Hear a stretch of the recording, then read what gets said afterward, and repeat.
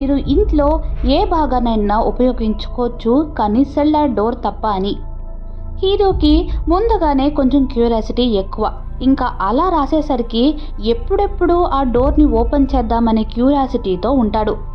కానీ హీరోయిన్ ఆ పని చేయనివ్వదు. ఒకవేళ నువ్వు అలా చేసావంటే మనం అగ్రిమెంట్ని బ్రేక్ చేసినట్టు అవుతుంది. దాంతో ఈ ఇల్లు మనం ఖాళీ చేసి వెళ్ళిపోవాలి. అందుకు నువ్వు ఆ డోర్ని మాత్రం తీయకు అని అంటుంది.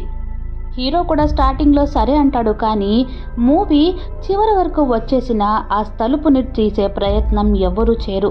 చూసే వ్యూవర్స్ కూడా ఆ డోర్లో ఏముంటుందా అని క్యూరియాసిటీని కలిగిస్తారు.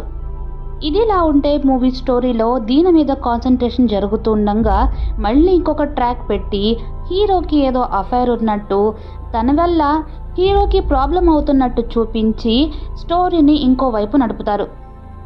ఆ చుట్టుపక్కల ఉండేవాళ్ళు